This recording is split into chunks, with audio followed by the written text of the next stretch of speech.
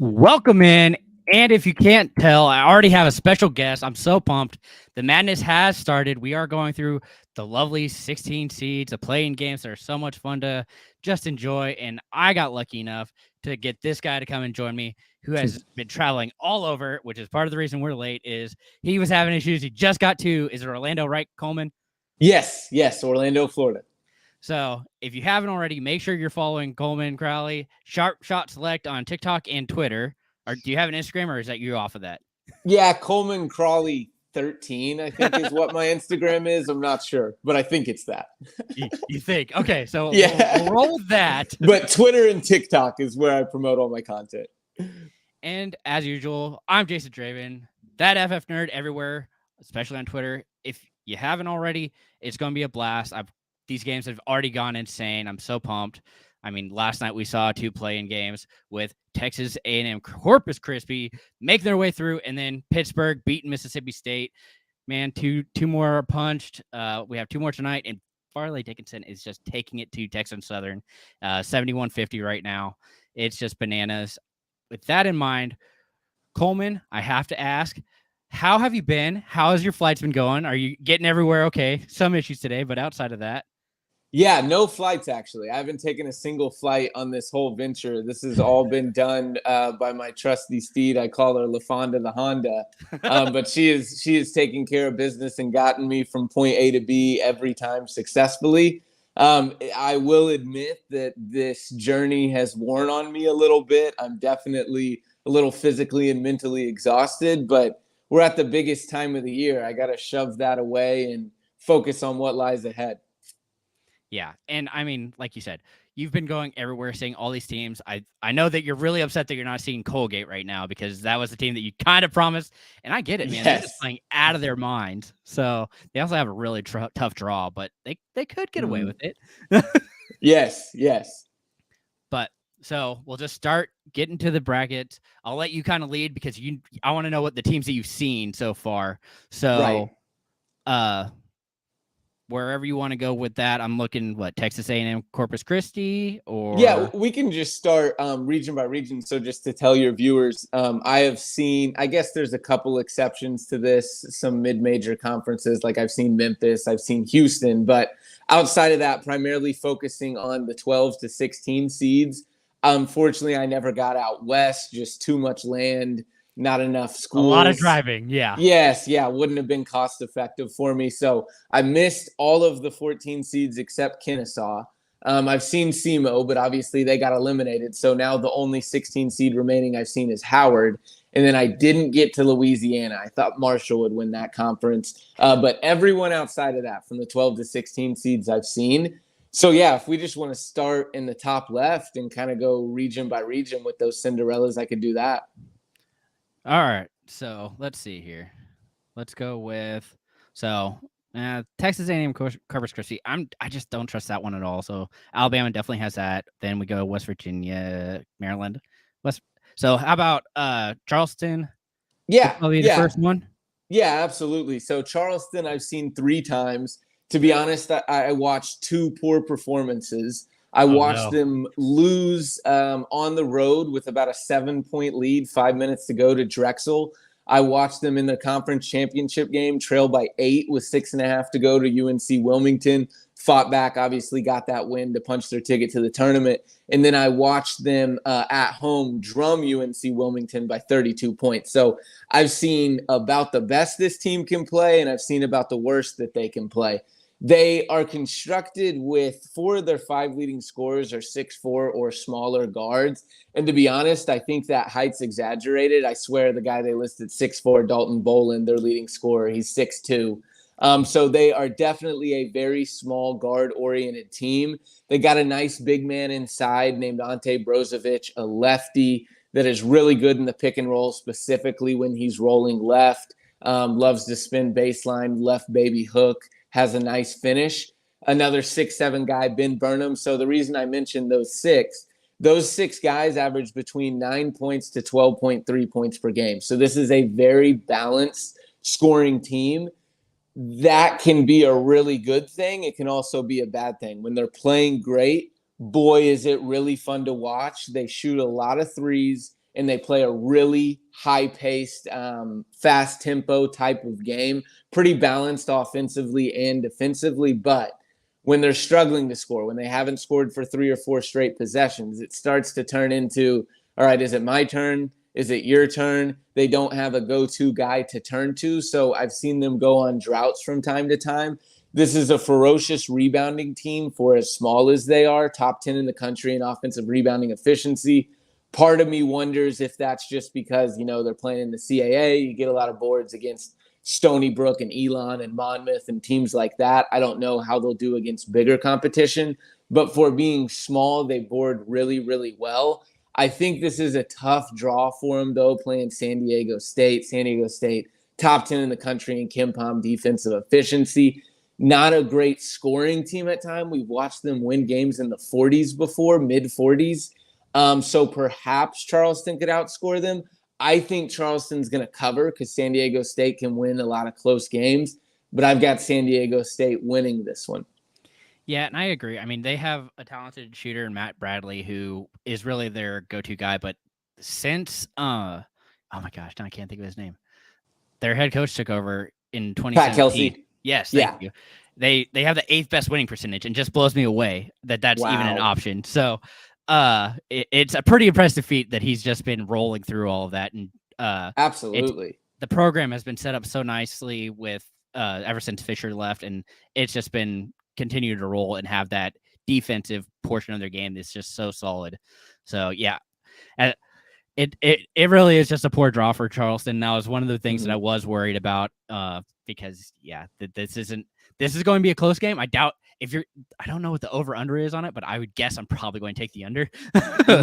If San Diego State wins, it'll probably be under. Oh, for sure. So otherwise it's Charleston just shooting the lights out, and it's no good look for San Diego State. But we'll move on to, have you seen Furman? Furman was yes, yeah. Right? I remember you kind of covering it. Right. I've seen Furman 5 times. So I went to the Big South tournament, saw their quarterfinals through their championship, and then watched 2 of their regular season games. This is the most Jekyll and Hyde team that I've seen in all 90 games that I've been to. For proof of that, first time I watched them at Wofford, they give up 8-0 and 9-0 runs to start the first half and second half. They don't score either of the first TV timeouts. They still put up 96 points and win by 14. In the quarters, I watched them trail by 3 at half, end up winning by 15 points. They were up as many as 20. In the semis, I was coming back from the Big South Championship. I didn't get there until a little after halftime for the SoCon semis. And Furman was up by 19 points. I thought, all right, I can use the restroom, get back out. Time I get back out, it's a 10-point game. Next thing I know, Furman's trailing in regulation. They end up winning in overtime. And in the championship against Chattanooga, they get up 20 early, let Chat come back. They end up closing the door, win by 9, but just go on massive runs and then give up massive runs. Why that is, they're one of the best mid-major offensive teams in the country. They have 3 tremendous weapons. 6'4" guard Mike Bothwell's their leading scorer. I watched him score 18 straight points to start the game at Samford. Very impressive scoring guard, lefty. And then they've got Jalen Slauson, a 6'7" big that is very athletic. I've watched him have several extremely impressive dunks. He's kind of their glue defensively, but on occasion he can get in foul trouble. And then a 6'1" guard, JP Pegues, just a guy that's a sophomore that I've watched continually improve throughout the year and get more and more confidence. They have a ton of offensive weapons, but when they're not scoring, they give up points on the defensive end of the floor. This is not a very good defensive team. I like the matchup against Virginia due to Virginia's kind of inability to score at times. And this isn't it's like they're the same team playing each other here. I except for Virginia has the higher pedigree clearly, but yeah, I agree that they just, when it comes defensively, Virginia's like that lockdown, and if they cannot score to save their lives a lot of the time, and that gets them in big trouble. So that's a plus for Furman for sure. Absolutely. And then, I mean, even Virginia, this is the 3rd time in as many years that they rank outside of KenPom's top 38. It's just crazy that they just aren't playing like they were expected to. And this is Furman's first time in 80 since 1980 to be in the tournament. So I'm sure that they are pumped to be here, and I would expect them to come out just going on all cylinders. So got to know who are you going? Are you going to roll with Furman here? I've got Furman here. I think this is it is a trendy 13 over a 4 pick, but I still like it. I think Furman will outscore them. Okay, so that would give us Furman versus San Diego State. Of those, that's when it becomes an issue. Who are you going with there? San Diego State. I think they're a better version of Virginia. They're more elite defensively, slightly better offensively. So I've got San Diego State over Furman in that one. Yeah, and absolutely agree. I mean, San Diego State was one of the best teams that down the stretch for sure. In Bart Torvik and everything else, they were just rolling, and it wasn't anything super impressive to a lot of people who were just watching the games. But the fact that they continue to grind out all those wins was a big push for them. So we'll move on to UC Missouri or Princeton. No. I've only been going to the small and mid-major games. So 15 seeded Princeton playing Arizona there. So we're going to Ivy.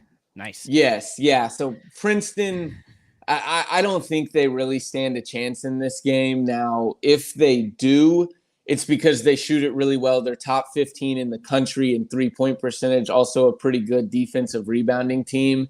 They're run by their big man, 6'7", Tosan Evbawoman. I don't know if that's exactly how you say his name, but he averages about 15-6. And then on top of that, he averages about 5 assists a game. A very skilled playmaker for a guy that's his size. I watched them twice at Penn, beat Penn on the road by double figures. Then I watched them trail by 13, 14 points in the second half at home to Cornell, come back, win that game by 7. I just worry that Arizona's got too much talent. They play at a blistering pace, so Princeton's certainly going to want to slow them down, but I don't think Princeton's got the guys to match up with Arizona. Yeah, Princeton really is missing Jalen Llewellyn, who moved on for a much greener pasture for sure. And Arizona with Tommy Lloyd, who is now 61 wins, first 2 seasons for the all-time record.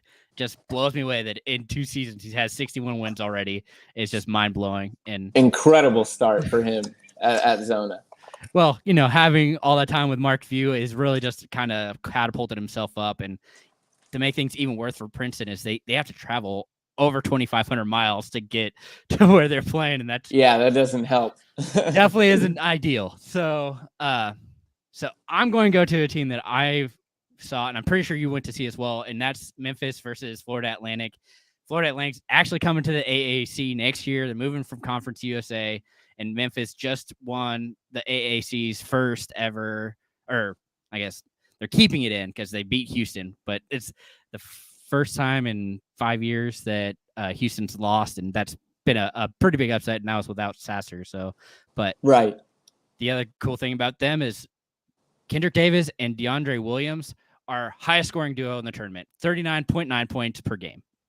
Wow. I didn't know they were the highest scoring duo. I know they were tremendous. I mean, I've watched them twice, watched Kendrick Davis beat Temple on a buzzer beater. That was awesome to see. And then when else did I watch them? Oh, I watched them take care of Cincinnati at home late in the year. Memphis, gosh, their ability to pressure you and turn the basketball over is what I love about them. They obviously play at a fast pace as well, trying to get out in transition and run. This is a team, Memphis, that each of the last 2 years seems to be peaking heading into March. And last year, they gave Gonzaga everything they wanted and then some in that round of 32 matchup. We're so close to winning. This year, I see them getting over the hump, not only beating Florida Atlantic, but getting past Purdue as well. Purdue, obviously, with a few freshman guards, sometimes has an inability to take care of the basketball when they get pressured. And, man, maybe Houston you could rank ahead of Memphis, who obviously Memphis just took care of. But outside of that, there's not many teams that pressure in the basketball and turning you over, get down and running that are better in the country than Memphis. Yeah, and the other thing is kind of fun. Memphis was actually the last time CUSA had a single-digit seed was Memphis in 2013. So other kind of just fun fact because, Conference USA is completely going over an overhaul. AAC is going in an overhaul. These two conferences are going to look really different next year. And then I'm sure you at least have seen the guy, but Max Amos for Oral Roberts is just insane. I've watched him 3 years now. He's just an incredible player.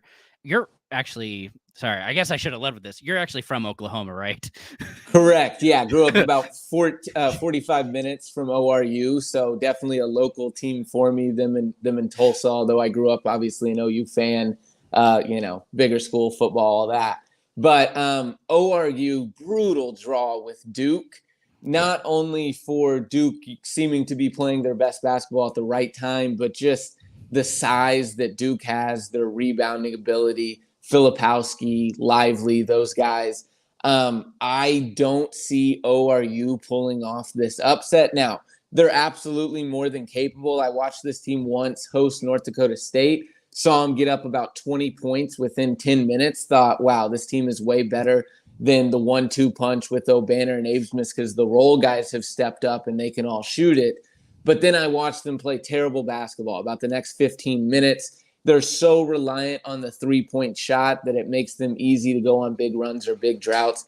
Top 25 in the country in offensive efficiency in KenPom, but outside the top 100 in defensive efficiency. I worry, like I mentioned, that the bigs for Duke are going to be able to board, going to be able to beat them inside. Although ORU's got a 7'5" guy in Connor Vanover, he's soft. He's soft. He's so big though, man. He is. I watched Grant Nelson of North Dakota State give him the business the entire second half.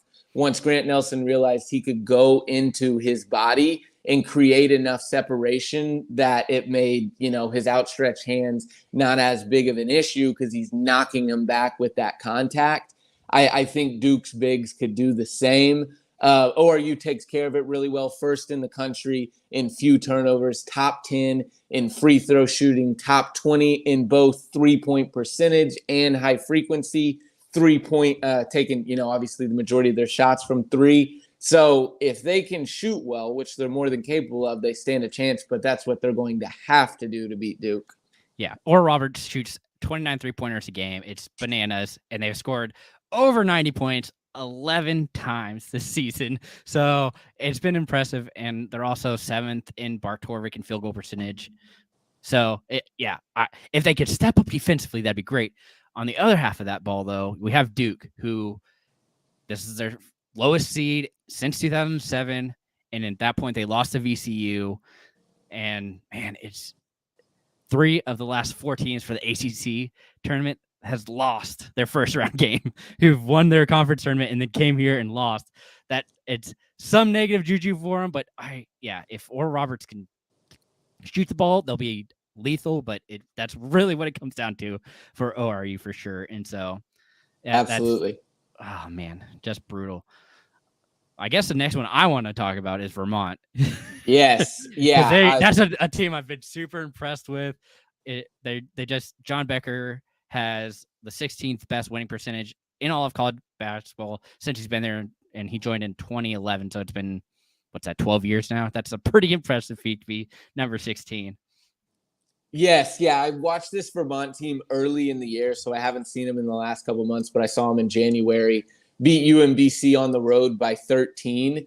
Vermont, I've got them getting the win in this one because I think they match up very well against Marquette. Reason being, Marquette's not a great defensive team unless they're turning you over. They're terrific at turning you over. Vermont, on the other hand, top 10 in the country in taking care of the basketball. This is a team that their 6 leading scorers are all seniors. Leading scorer Dylan Penn, I really like his game. He's Jalen Brunson-esque in that he likes to post up despite being a smaller guard and use his body, use his footwork, crafty finisher around the rim. But what oftentimes that does is it brings a double after he has success with it. And this team is so good at whipping the ball around the floor, and they shoot it pretty well from 3, shoot it pretty often from 3 as well. I think this is a good matchup for them, given their ability to take care of the basketball as long as they can do that against Marquette. Vegas would say this is the best likelihood for a 15 over a 2, I would probably agree, and I've got him getting the win. Yeah, I mean, it doesn't help that Shaka Smart just seems to struggle when he gets in the tournament. Over 6 in the past 3, the last 3 schools he's been in the past 6 tournaments. So not the best look for him. And Marquette hasn't won a tournament game since 2013. So Wow. those little things are just brutal. And so, I mean, I love Shaka. He's been an awesome coach. I loved watching him at VCU and what he turned that program into. And he's completely flipped the script for Marquette, coming from Texas to Marquette and not focusing on defense for the first time and really focusing on offense. And it's clearly done well for him because this is the highest seed that Marquette has been in the NCAA tournament. So fun facts for him. And that's just a super impressive. Again, we're going to go back to the AAC because, that's what matters. And we'll go to Houston versus Northern Kentucky. Man, I absolutely love Houston. If Sasser is good to go, they are just so balanced. They have that senior leadership. They can shoot the ball, but they really just turn you over, get the offensive rebounds, and get those putbacks with Jawan Roberts, Javier Francis, and Reggie Chaney all kind of dominating the inside. They have an impressive 5-star freshman in Jarris Walker, who's been fairly inconsistent, but when he finds a shot, it's so fluid. But Sasser really controls the game, and Shed kind of deals with the pacing. But absolutely, I need to get your input on this. I mean, Houston's going to be tough to beat, from my opinion, but I've watched a lot of the AAC this year, clearly. So, yes, I feel very similarly to you. In fact, I've got Houston as my national champion. You can't not love what Kelvin's done there. You can't not love the defensive intensity that they play with. They force their brand of basketball, the way they play, on other teams better than anyone in the country. They're terrorizing defensively. They've won 7 NCAA tournament games the last 2 years. Several guys on the roster have been a part of those teams. Sasser, his health, that's the biggest question mark. I don't think they can win a national title without him. If he is healthy, or if they're able to get past those 2 rounds without, him having to play a ton of minutes, and then he can get more healthy for the later rounds against tougher competition, I'd like to see that. I think this Houston team will win the national title. They're similar to Memphis, but they play a much slower tempo, but similar in the defensive pressure that they apply and turning people over. But they're so much prettier to watch in the half court. Shed's an unbelievable point guard. Sasser, a great shooter. This team's really unselfish. I don't mind at all their bigs inside. And then having a talent like Walker, freshman, should not be built like that.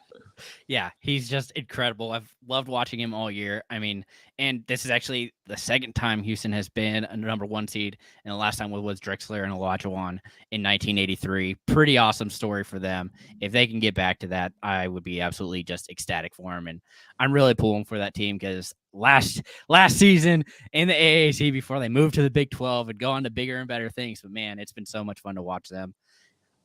Speaking of teams that we both kind of enjoy, I want to go to Drake because, man, I absolutely love the old presence here. I sent you a message because I saw you talking about it on 25 Minutes, but they are older than 5 NBA starting lineups for their average age of their starters at Drake right now. Yes, yeah, dude. I love that you sent me that. I've since then I've told other people that because I've just heard, I was just aware of the Thunder one, but I didn't know that it was 5 NBA starting lineups. That's crazy. Yes, and I love their matchup. Drawing Miami. Miami's a susceptible team to an upset regardless, even if they were at full health, because they don't seem to care about the defensive end of the floor. The guards are tremendous, and of course they can make a run. But without Omier inside, or even if he is able to play, won't be at full health coming off that ankle injury in the ACC tournament. Drake's a great defensive rebounding team. They don't allow second chance opportunities. Outside of DeVries, coach's son, nearly a 20-point per game guy. They've got 5 seniors behind them. We've already touched on how old they are. Roman Penn, a great point guard, does a little bit of it all. 12, 5, and 5, sets up the offense for this team. Brody's tough inside at times. Garrett Sturtz, 6'3". He plays like he's 6'6" or 6'7", cutter, slasher that's just physical. I love this Drake team. I've got him to the second weekend, actually. Yeah, and I completely agree with it. I mean, Drake is just such an impressive team and like you touched on, no Amir for Miami. That's going to really hurt them. Granted, 52.5 of their points usually come from their guards because right now they are scoring the third most points in the tournament of 65.7. So it's those numbers are just crazy, but Drake is also 16-2 the last 18 games, and they won all three MVC tournament games by double digits. I mean, I did a whole article on it. I was super impressed with this team, and they just continue to be one of the ones that a lot of people are picking just because they are that trendy team, and they do have coach's son and DeVries who's just playing out of his mind, and that old presence to make sure they aren't turning over the ball, and their tempo is great. It's all fluid. They move the ball. That's one thing I really miss about the Missouri Valley is just how consistently their ball movement is and how good it looks when they're playing basketball. So, I'm too excited. Sorry. No, you're good. You're good. I love it. So, Kent State? Yes. I only got to see one half of Kent State. I was coming back from a double header. I was coming back from Cleveland State. So got to them for the second half. They played Buffalo. They were up 11 when I got there at halftime. And, Kim Palm says this is the top 40 team in defensive efficiency in the country. I didn't see a great defensive performance, but they were up 11-15 the whole second half. They knew they had it in the bag, so maybe just got a little lackadaisical. Sincere Carey, he was so fun to watch. Creative, crafty finisher around the rim for his size. So good using either hand at the bucket or drawing a foul. I'm trying to think of Malik Jacobs. Yeah, I couldn't think of his name. Kind of poor man, Sincere Carey. Myrene Thomas is their best shooter despite being 6'8". After that, they're not particularly big or thick, but their bigs are so athletic that they can play bigger than what they are. However, Indiana being a post-oriented team, TJD, I think could maybe have a field day against them. I think it will be close, but I got Indiana winning. Yeah, and the thing that has me wanting to take Kent State, though, is that MAC teams have won their first round in the last 3 or 4 tournaments. Yeah. So, and the last time that Kent State was in this spot, they played against Indiana in 2001 and beat them. Wow. So that's just, I mean, I'm always rooting for the little guys. I thought a lot of the NIT teams should have been in this field over some of the teams that we're seeing play, but and I'm clearly enjoying the NIT as well. But this Kent State team is just impressive, and I personally just haven't also been impressed with Indiana's defense or offense, which really will end up hurting them if Kent State can get it going. But it's the fact that you brought it up. 22 of their 28 field goals are inside of the paint. Like that's going to be tough. You have to be able to guard that and prevent them from getting those shots within the arc because they are taking those short shots. They're not going for the threes. They're going to be the ones who grind you out and keep this low scoring. So, yes, we'll move on to Kennesaw State.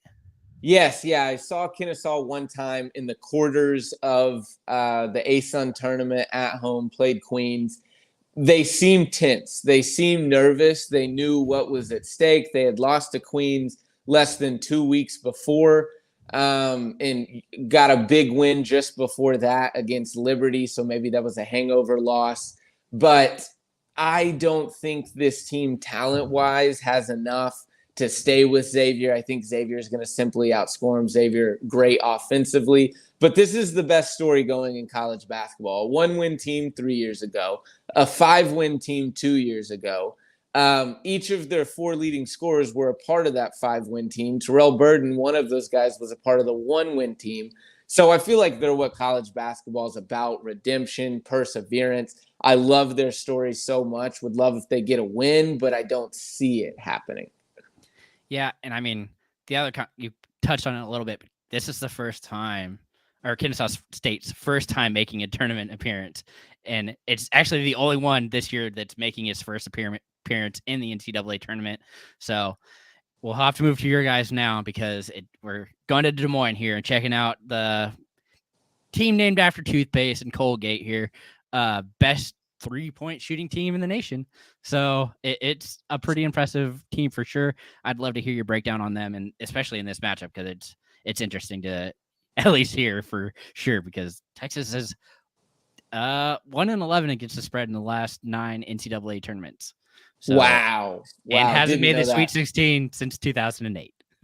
Man, yeah, I'm taking Colgate to the Sweet 16 here. Let's go. I love it. I'm going to be honest. This is, a pick with my heart. They've captured my heart. I've watched them 6 times. They play, granted, I'm watching them against Patriot League competition, but they play about the prettiest brand of offensive basketball that I've ever seen. They are so unselfish. No egos on this team. Do not care who scores. They're as you touched on, the best 3-point shooting team in the country. They're the best passing team in the country, according to shot quality. They space the floor incredibly well. Matt Lengel's an offensive mastermind. Their 2-guard, Tucker Richardson, had 11 or more assists in all 3 games in their conference tournament. Their point guard, Braden Smith, just a freshman. Look out for what this kid does in the future. He is very, very good. Big man inside. Keegan Records is lethal in the roll game on the pick and roll with Tucker Richardson or Braden, but specifically Tucker. Oliver Lynch-Daniels leads the country in 3-point percentage at 50%. Ryan Moffitt's a 45% 3-point shooter. Chandler Baker, I don't know what he is exactly, but I know he's in the 40s coming off the bench for him. Jeff Woodward, 6'9" guy that's kind of a point forward, has a really unique, I'm not saying he's this guy, but similar to Jokic. I love this Colgate team. I can't get enough of them, and I'm taking them to the Sweet 16, but I'm going to be honest, it's a pick with my heart. Tough draw in Texas, given the way Texas has been playing to close the year.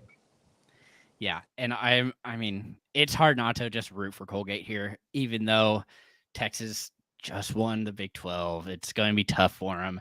And, man, it's just you have to hope that they have all this experience on this Colgate team, that if they can really just turn it up, this could be the one that you really want to watch for that 15v2 matchup that everybody is craving, because it's just a big part of everybody's hopes and dreams to see that Cinderella come through, and this could easily be it, because they really do deserve it. I mean, the fact that they are number 1 in the nation in field goal percentage at 58.6% is just incredible. God. Is that what they're shooting? I didn't know that. That is crazy. They're number 1 in the nation for a reason, man. That's from the field, and they are leading in 3-point, and that's also just a whole nother issue. But yeah, and 3 of their 5 losses are by single digits.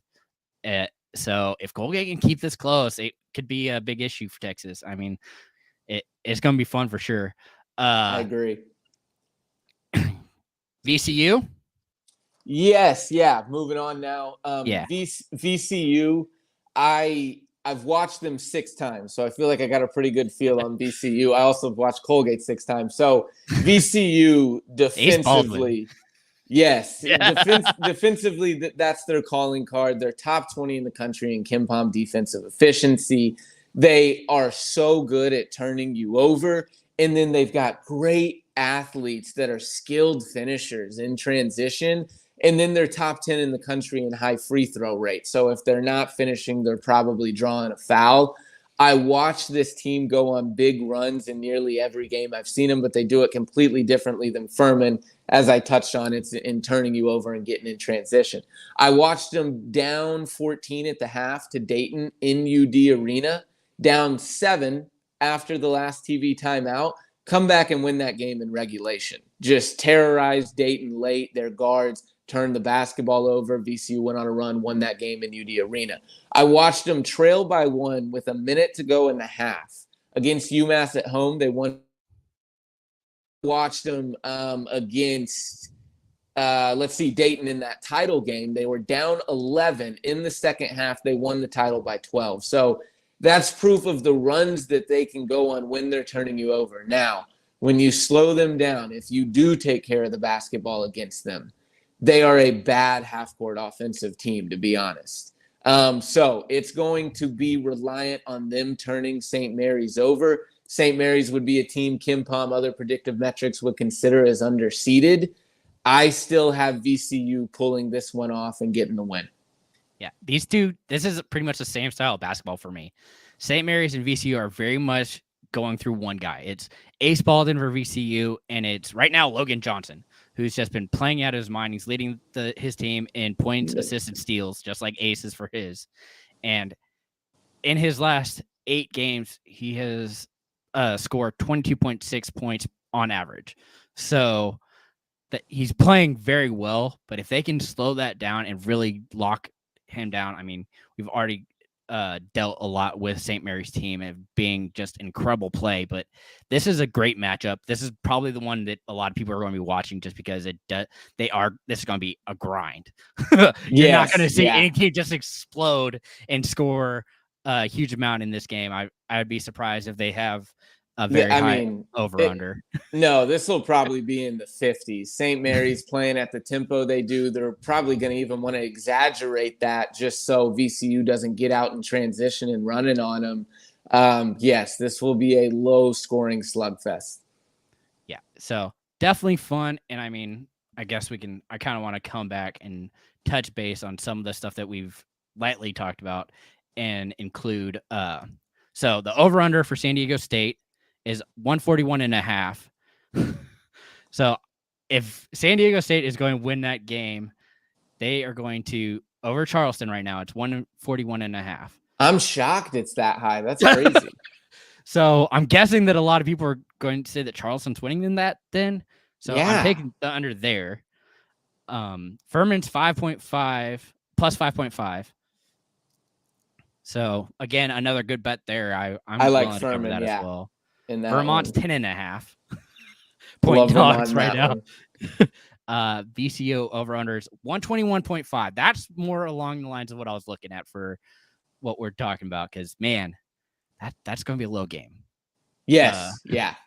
Even the 121, so you're looking at 60 to 62 would be your bust there. Man, that's tough. Oh, God. Okay. If you're going to go over or under here for 121.5 for this VCU St. Mary's game, I'm saying under. I think. Yeah, I think, like I said, it's going to be in the 50s.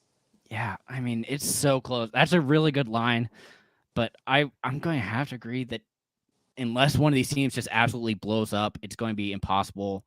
And Drake is actually plus 1.5 right now versus Miami. Looks like we lost him. But I'll continue to talk and we'll get him back on. But Drake is 1.5 point favorite versus Miami. And I'm definitely taking that. I mean, we touched on why already, and it's just a super impressive part of the game. But while that's happening, hey, if you haven't already, check me out on CBB Review. My back in? Yeah, you're all good. I think I lost Wi-Fi for a second. You're all good. But check me out on CBB Review. I've written an article on this VCU team on their way to this championship. I've been impressed with them. It's just a low-scoring game. They're going to have to grind it out. But all right, so we're into. Have you checked out Iona? St. Mary's, yeah. Yes, I've seen Iona twice. I watched them thump Marist, and that was without Walter Clayton. They just had Nelly Jr. Joseph available and Dinesh Jenkins. This is a trio. Those three guys average 15 or more a game. So that, obviously pretty tough to do in college basketball. Have three guys average 15 plus. What I worry about them in this matchup, Nelly Jr. Joseph, in watching his game, although he's a very good player, I worry that he has a lot of success in the MAAC, and when he sees tougher, bigger competition, like what UConn has, very big oriented Sanoga inside, the 7'2" freshman, I think that they're going to have a field day on the boards. They're a great rebounding team, UConn, and so I don't think Iona is going to be able to pull off this upset, but their trio is very, very talented. If Quinn Solansky was healthy, if Cruz Daniels, their freshman, was healthy, this might be a different story. But without those guys, obviously they've missed Quinn almost the entire year. I don't see Iona being able to pull it off. Well, and UConn has just been playing excellent basketball. Coming out of the Big East, that whole conference is just brutal. And speaking of, Rick Pitino is being rumored to be potentially going to the Big East. So after this, it'd be interesting to see. I'm guessing that he'll probably end up getting that St. John's job. But man, I mean, that's got to affect the players a little bit. They have to see the writing on already the having wall. that cloud. Yeah. I saw a clip of them. I say them, some media member asking Rick Pitino about it, and he gave the weirdest answer that was a non-answer that I've ever heard in my life. Like, brought up a different like a different topic, almost like a child. I don't know. It was crazy. It seems very clear that he's headed there, or at least somewhere. Yeah. And I mean, a lot of good reasons why. He's kind of already built this team. This is the second time they've been back, but this is a team that doesn't win when it comes to the NCAA tournament. This is their second time coming, and they got another tough draw. I just don't see them grabbing their first win here. They did have one win, but it was vacated in 1980. So yeah. that would make them 0-15, but they do have that one win that's been vacated. So they're 1-15 in the NCAA tournament. Not a good look for them. So yeah, I think UConn, Kim Pom would consider them very underseeded. The predictive metrics have loved them all year. I think there's something to be said about how many losses they had in Big East play, 8, and then losing in the tournament. But when this team's clicking, they're very balanced. And tell you the truth, I got UConn to the Final Four. Oh, yeah. And I can absolutely see it. They're just an incredible just balanced team. They're just such a balanced team. It's hard to come up against any kind of team that's just going to show up like that. I mean, and hey, when you guys are looking at this, looking at filling out your brackets, a 5 seed or worse has made it to the Final Four in the past decade. Every year. In the past decade, there's been a 5 seed or worse. It's been in the Final Four. So that's UConn crazy. Could be it. Yeah. I mean, or 4. They're a 4. Oh, yeah, that's 4, I guess. Dang, I thought they were 5. But yeah, they're just a super impressive team. But it's one of those things that you just have to keep an eye on. Outside of that, have you seen Northwestern? No. Again, just the mid majors. UNC Asheville. Oh, so you've seen, of course, the team that's 18-1 this year, 2023, 9 straight wins. I've watched them 3 times, and 2 of them were come from behind victories. I watched them at Radford, and in both of them, the come from behind victories. They're seniors, they're leaders. Drew Pember, Tajon Jones took over. Tajon, top 5 in the country in 3-point percentage. Drew Pember is a joy to watch, a big man that just gets the game. He's a good passer up at the top of the key for this team. But what he's so great at is drawing fouls. He leads the country in free throw attempts. This team is top 15 in the country in free throw attempts. So why I think that matters, UCLA has lost some depth. Jalen Clark out. And this was already not a very deep team to begin with, although ultra talented, especially defensively. And then Adam Bona, whether or not he's healthy is a big question mark. So if he's not, and that previous 7-man rotation of guys averaging a point or more a game now drops to 5, and Asheville's great at drawing fouls, and Kim Pom would consider them the luckiest team in the country because they have 9 second-half wins. They just find a way to win close games. I think there's something to be said about that, and I think it's because of their senior presence, their senior leadership, and Drew Pember. He's just clutch as they make him. Yeah, and I brought up earlier how Memphis has the leading scoring duo. Well, the second highest is actually Drew Pember and Tajon Jones. Wow. Yeah. They're scoring 36 points a game collectively, 21 from Pember and 15 from Jones. So it's a pretty impressive, just how they win and how they play is impressive. And for UCLA, I absolutely love the way Mick Cronin brings his team together, but without Jalen Clark, that really does hurt this team. Hawkins is the first UCLA player to win Pac-12 since Kevin Love in 2008, player of the year. Pretty impressive for him, and this is a 52nd appearance all-time for them, and it's second only to Kentucky for the number of appearances in the NCAA tournament. And Bruins are number 1 in points per possession defense, which I'm very interested to see how they handle this. It could very easily see UNC Asheville taking over and just winning this game. It's I hate that they're not going to be at full strength, but Mick Cronin finds ways to win. It's one of the things that I hate about him when he is at Cincinnati. It's extremely frustrating, but he is an impressive coach and getting some great talent in there. And they do have that kind of a similar Houston-esque kind of thought where next man up, and they're going to come at you again and try and just keep the game on their to their benefit for sure. They, to their great defense you've been talking about, they're elite at turning teams over. UNC Asheville outside the top 300 in taking care of the basketball.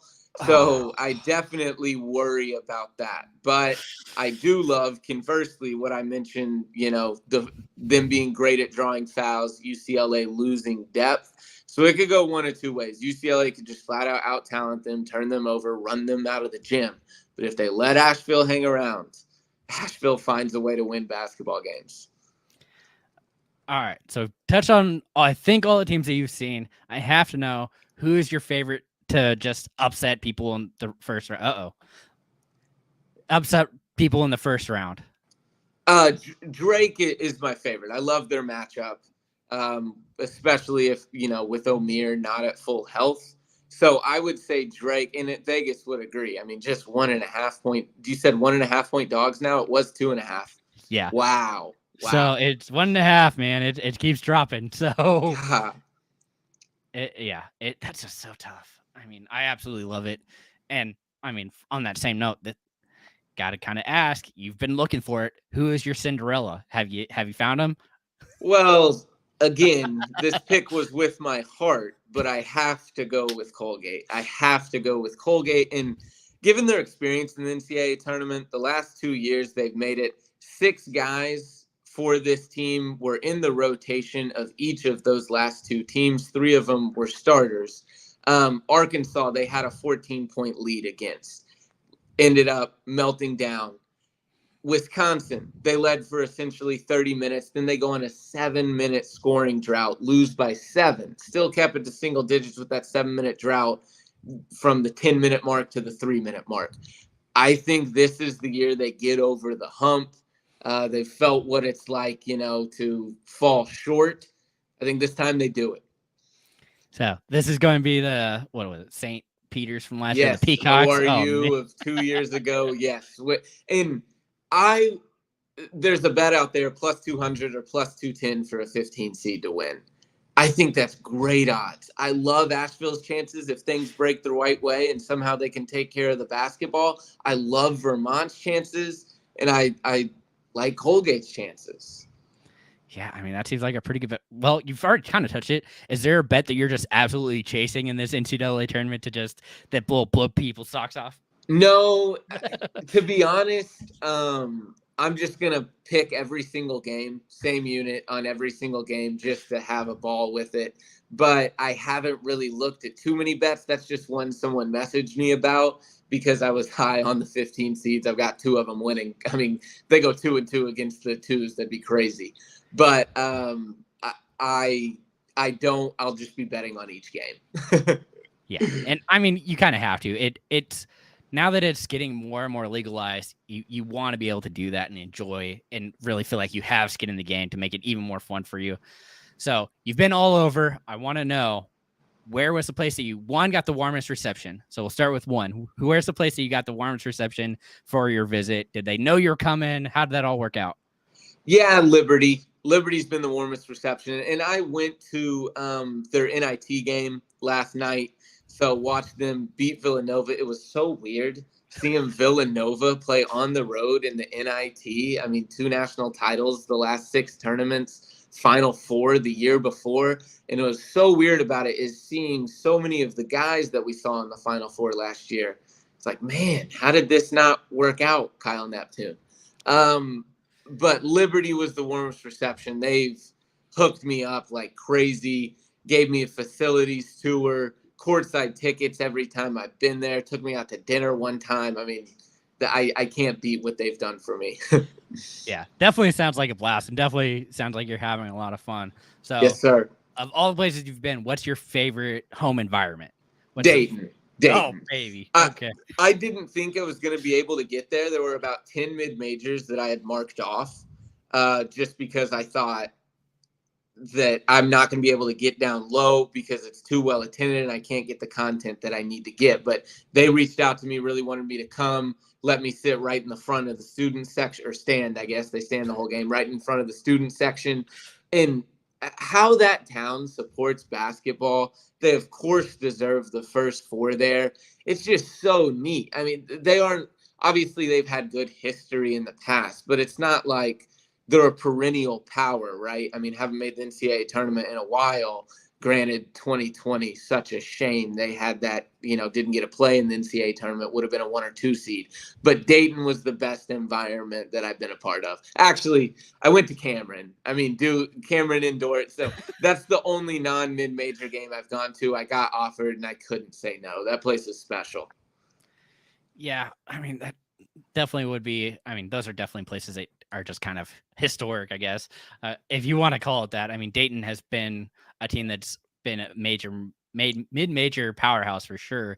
It feels like for what it feels like forever. I mean, I'm on there just through, I guess meeting people or whatever. I follow quite a few Dayton people, and they're critical. I'll tell you what, which, I mean, maybe deservedly so with the recent years they've had, despite all the talent. God, they seem to have all the talent in the world on the court. And just offensively, sometimes it's really ugly to watch. There's quite a bit of criticism for Anthony Grant. Yeah, and I mean, I get that. I'm a Wichita State alum. That's the team I've been watching for, I mean, a big part of why I follow the AAC so closely. And, I mean, just we're getting rid of our coach again. We're gonna have to. We've already have three players in the transfer portal already, and it's just a completely. The fans are so critical of the team. Completely understand. It's been frustrating, but also part of having a new coach. I mean, things just happen and it flips this whole script on people for sure. But I'm really just want to thank you so much. Let people know where they can find you. What if you're doing it? I saw you posted a bunch of TikTok videos last night, right? Yes, yeah. It's been great. I mean, I probably shouldn't admit this, but made some content while driving today, just setting the camera up and then talking to it. But yeah, it has been a grind to say the least. But yes, Sharp Shot Select on TikTok and Twitter. That's where I post all my content, primarily game reviews of the games that I've gone to. I'll be or I'm in Orlando now, but we'll be at those 4 games tomorrow. Bunch of potential upsets in those 12 and 13s. Very happy to be here. So yes, please follow me there. Yeah, and I mean, it's just been a blast. I know you really want to go to Des Moines, but I understand why you went to Orlando. One, the weather is just so perfect right now there for you, I'm sure. So yes, it's a big change. It's a nice change. It was cold in New York and honestly still cold in Lynchburg, Virginia last night. So when I got out of the car here, I was like, whoo, it's a nice change of pace. Yeah, man, I was really hoping Liberty was one of the teams I had in to this tournament, and the fact that they're the NIT, it clearly shows how they just dismantled Villanova. And golly, they're just such an impressive team. But in any case, I just want to thank you so much for that. If you guys haven't already, I've posted a bunch of articles on CB Review. We're going to be doing all that stuff as well. And follow me everywhere at thatFFnerd. And, if you haven't already, make sure to hit up the shop, shop.importantnonsense.com, promo code HOOPS. It's going to be a blast. If you want to get thankfully, our head writer and our website owner, the great one, Steve Bonham, set up on our Discord, gave you all these hints and tricks for March Madness of what you need to do, and it's just absolutely worth it. So if you haven't already, make sure you hit up that. Again, thank you so much, Coleman. And guys, as always, remember, keep up the nonsense.